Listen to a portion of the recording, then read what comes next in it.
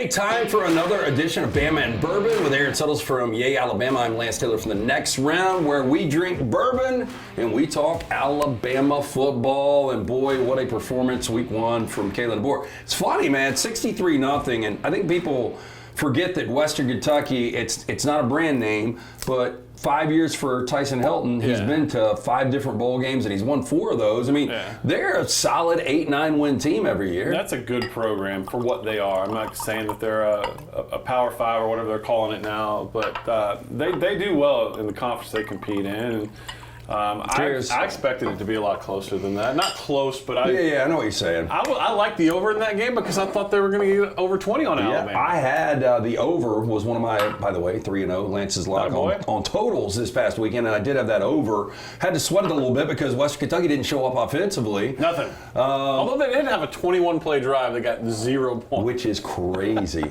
I don't think you'll ever see that. So we're drinking Fiddler Unison. I don't know much or anything about this outside of the fact they're out of Atlanta. Yeah. It says flavorful bourbon whiskey, has a complexity you'd expect from a marriage of bourbons distilled using 2 entirely different methods. During our formative years, we developed a taste for whiskey from across the fine land. Yeah. This fine land. By the way, this font you got to give me is really, really small, is it not?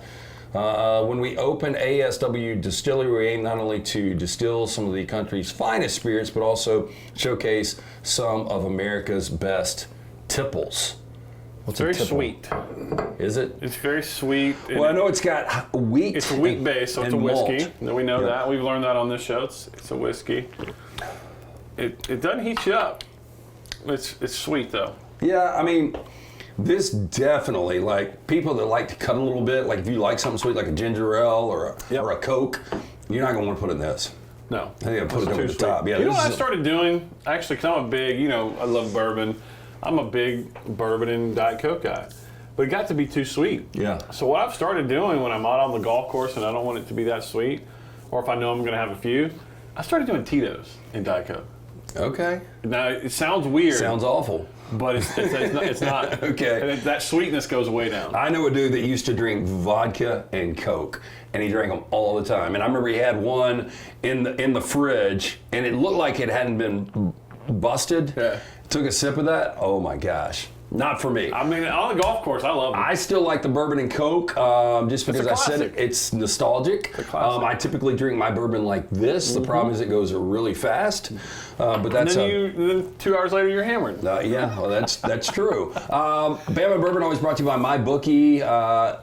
Title sponsor here, mybookie.ag. Use that code next round. Double your initial deposit. That's right, MyBookie will double your initial deposit when you use the code next round. Kick off the football season with mybookie.ag, where you can get those winners and play overs like Alabama, Western Kentucky. So Jalen Milroe, I mean, he was fantastic. Threw it 9 times, right? 200 yards, 3 touchdowns, no picks, and then when he runs, he's just.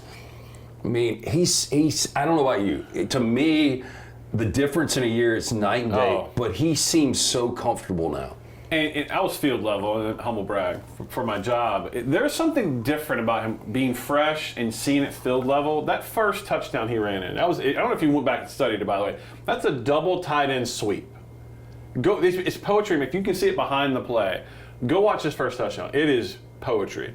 But when he hits that corner, man, it's over.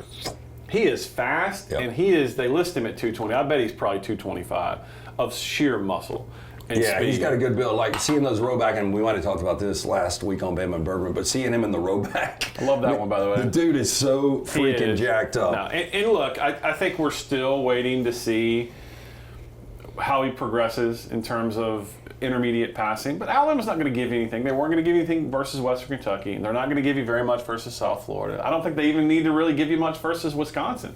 They're going to save some stuff for Georgia.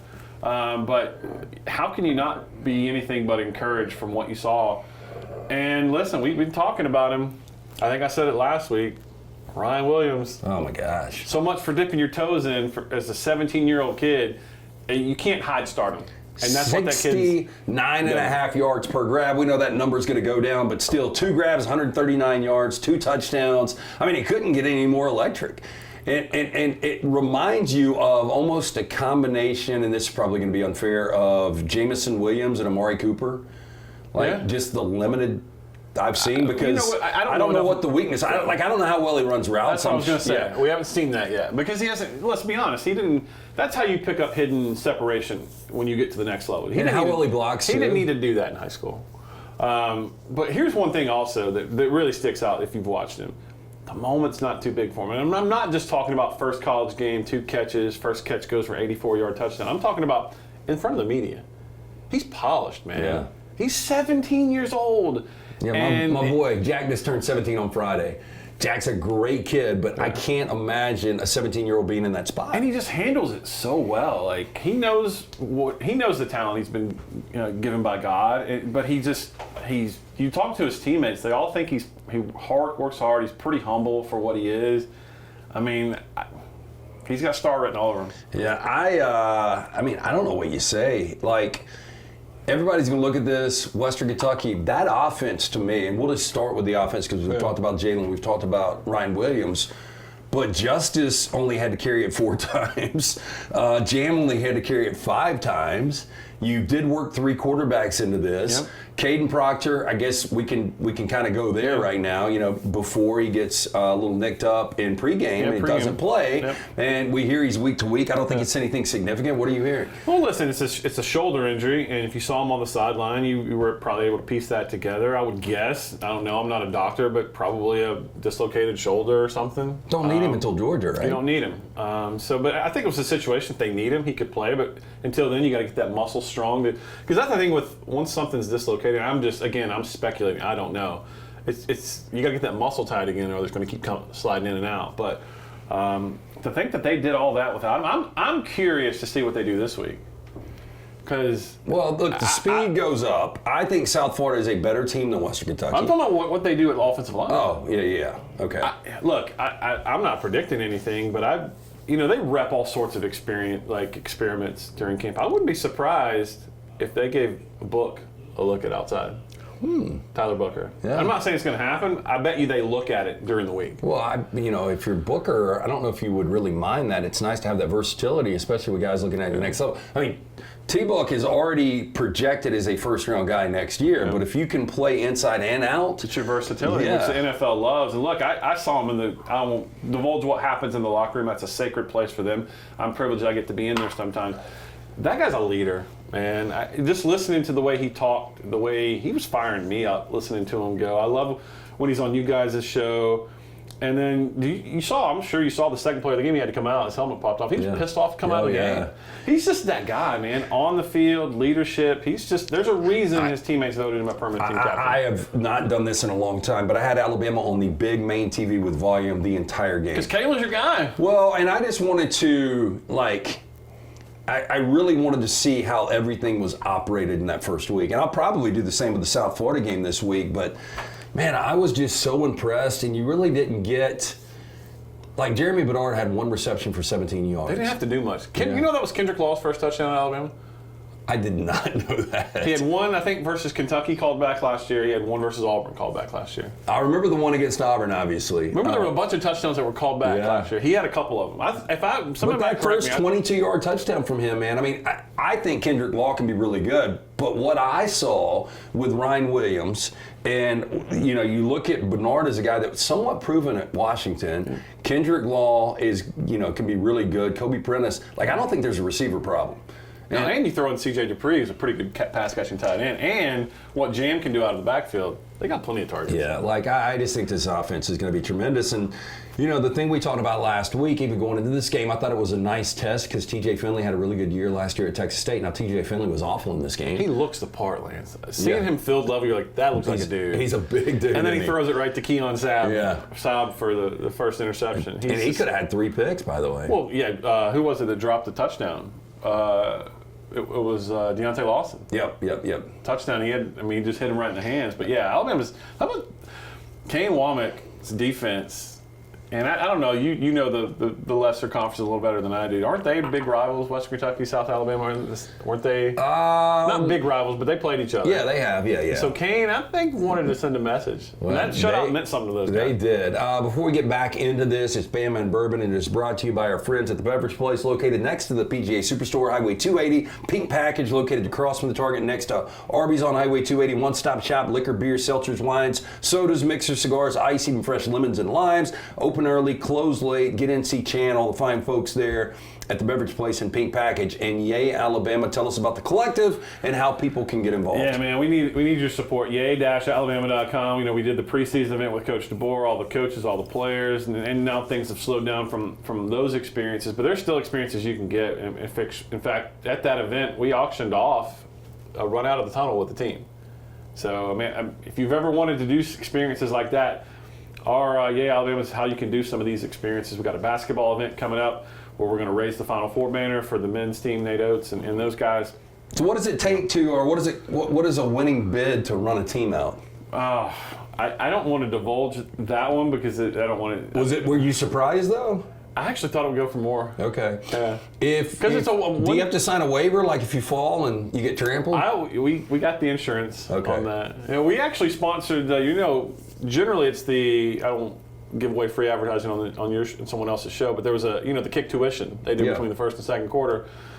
We sponsored it this year, and we just gave away cash. We had to get an insurance policy on that, and we vetted the guy. You can't have played soccer, you can't have played high school football, you can't be any of that for insurance reasons. And he's like, no, I've never even kicked a field goal. It's a 40-yarder.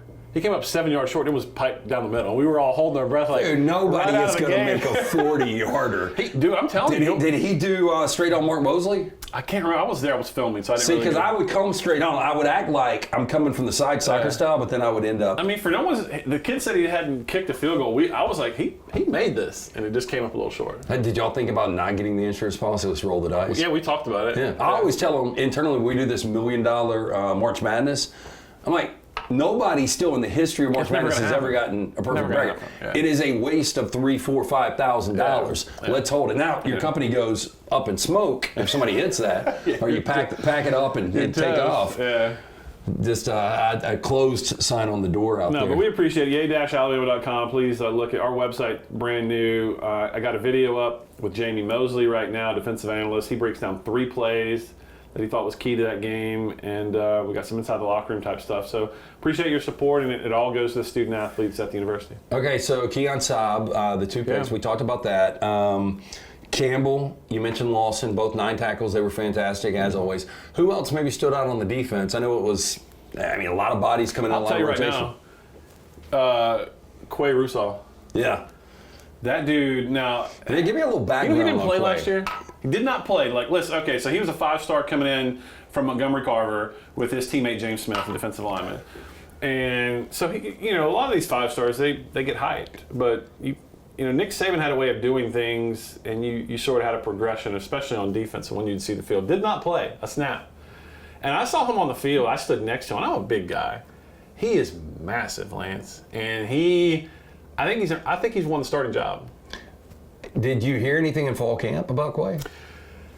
Not as much as what he's played in. I mean, I think he's won a starting job out there. And if you feel bad for Q Robinson, who played well, had a sack, had a hit on TJ Finley. It's good to have depth, though, But they're developing that depth, and so I was really impressed with Quay Russaw. What did you see from the cornerbacks? They're going to play a lot of guys.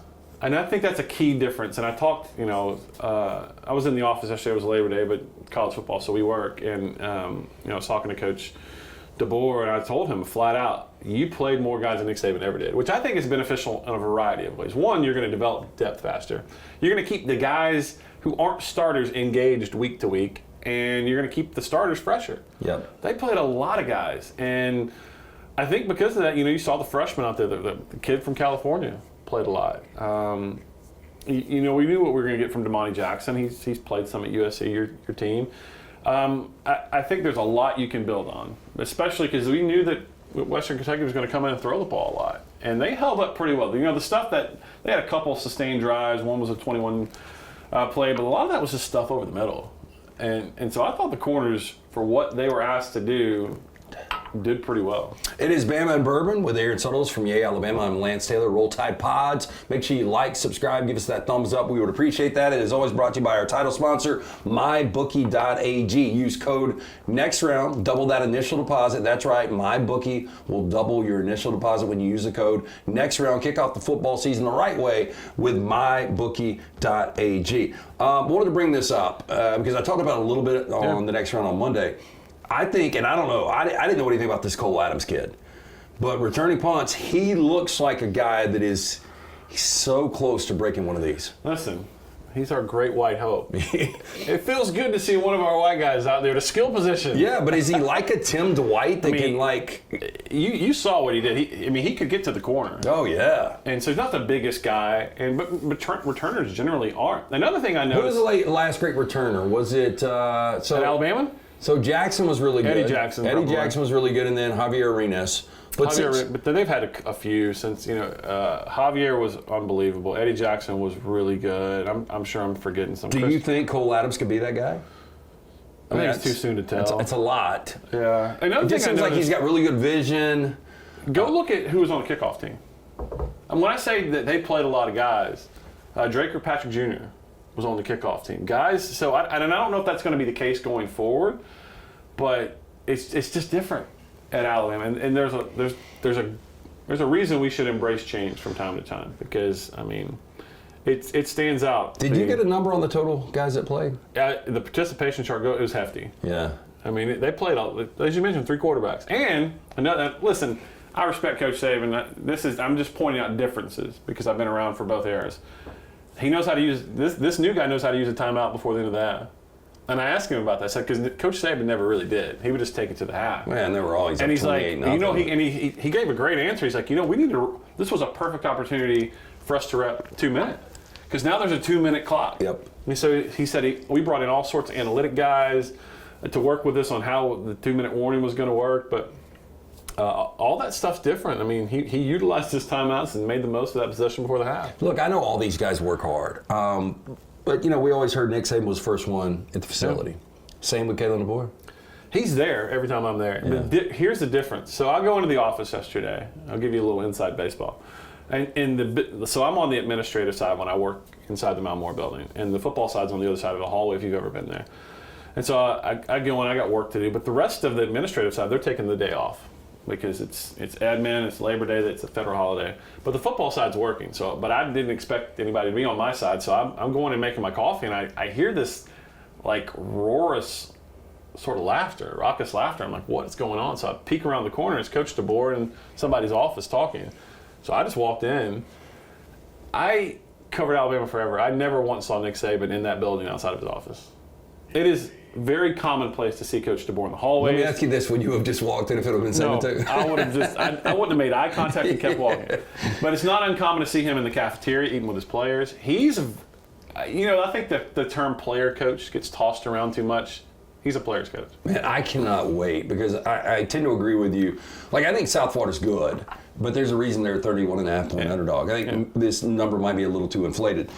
Wisconsin, watching them against former Alabama. I don't want to say standout, former Alabama special teamer, Lance Taylor, the head coach now for the Broncos. Wisconsin did not look good. They did not. So I think Alabama goes through the motion. They're 3-0 when they host Georgia. Yeah. I cannot wait for that game. It should be electric. And, the one thing that was sort of a downer for Saturday is, and I thought the crowd did a really good job considering, because I don't know if you knew, the bottom dropped out. So I was driving from Birmingham to Tuscaloosa, and I texted all my buddies in Tuscaloosa, I'm on my way, is it raining? They're like, no, there's no rain. I'm like, get ready because it's coming. Yeah. And I'm talking the bottom dropped out. So I park right next to the stadium.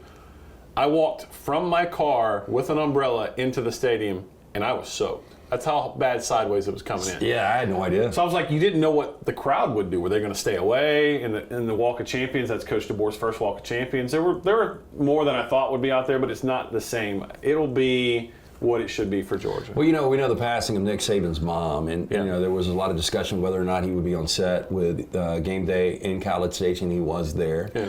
And then he was in Tuscaloosa. I was really surprised. Not necessarily just the passing of his mom, just what is the timing? It's Kalen DeBoer's first home game. How do you I thought handle we'd that? give him some space. Yeah. But they have a box, and I've been told Coach Saban, look, he lives in Tuscaloosa.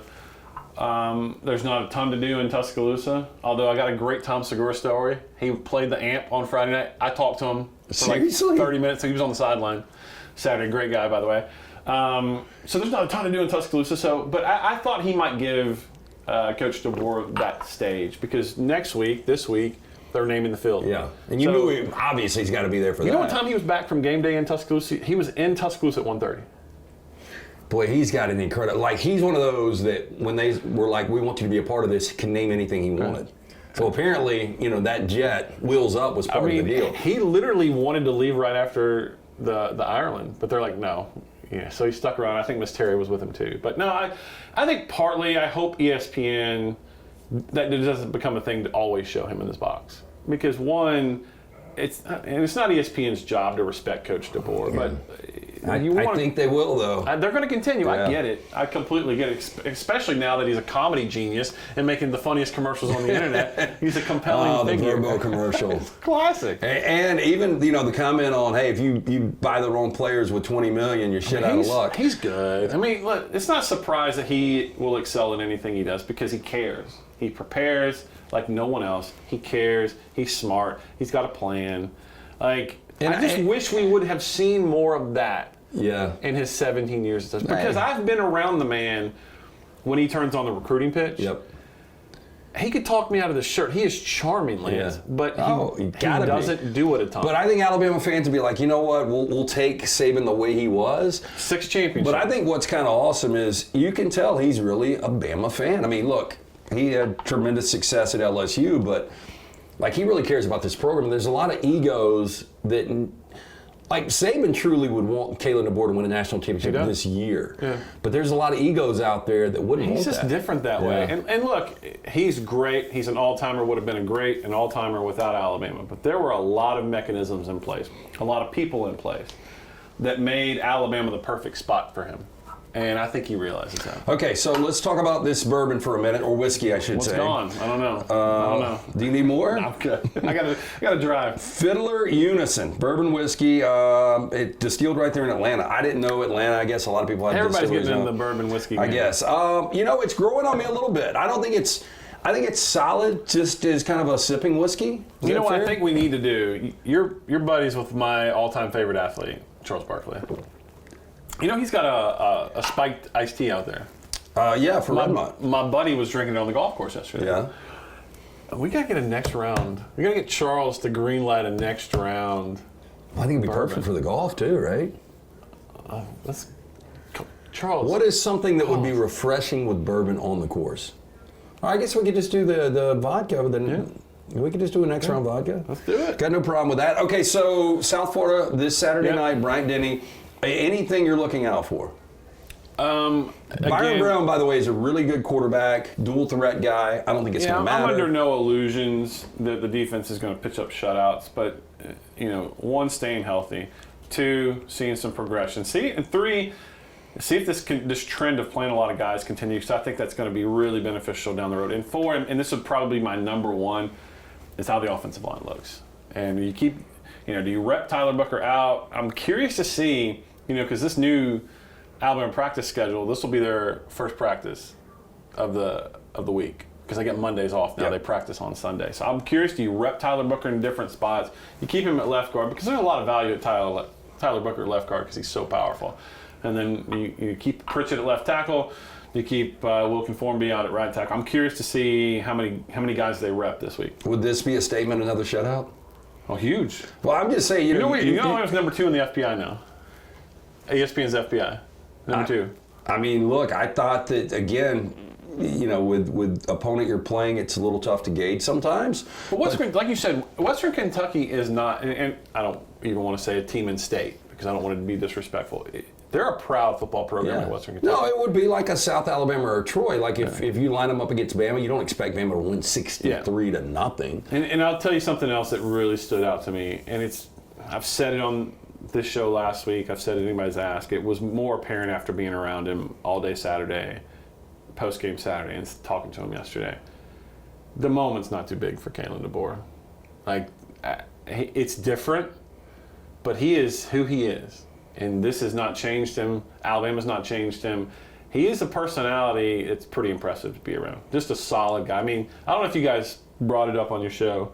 I don't know if you guys broadcasted yesterday or talked about it today, but Alabama, Nick Saban did a lot of good things. Again, I want to point out Habitat Humanity built a lot of homes. Nick Saban did a lot of good things.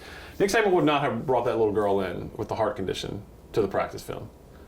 And it's nice to see that side of Alabama football now, because Alabama football is a powerful brand in the state. A lot of people care about it.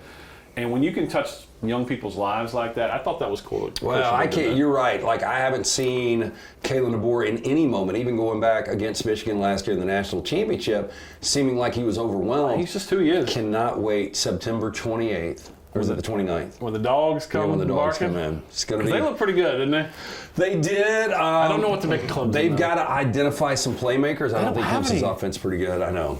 Bowers is gone, man. Bama and Bourbon, brought to you by Beverage Place, Pink Package, one-stop shop, liquor, beer, seltzers, wines, ice, lemons, limes, anything you need. Open early, close late. Stop in, see Chan and all the fine folks there. Yay, Alabama, the collective. Yay-alabama.com. Sign up for a subscription. You're getting a lot of value. You're getting experiences. Our first tailgate of the year will be Saturday, so make sure you're checking out our website and all our events and stuff listed there. And Bama and Bourbon always brought to you by mybookie.ag. Use that sign-up bonus next round. Put in next round. They will double your initial sign-up bonus at mybookie.ag. Winning season begins with mybookie.ag. So special thanks to Beverage Place and Pink Package for the Fiddler Unison. Again, I think as a standalone sipping whiskey, it's if you don't love the burn of a bourbon, this is a good starting point. Yeah. So cheers. Have a great week. We'll be back next week, and we'll be talking about more than likely 2-0 Alabama, and we'll see what happens after South Florida. For Aaron Suttles, I'm Lance Taylor. Roll Tide Pods. Like, subscribe, give us that thumbs up. Share it with people out there. We would really appreciate that.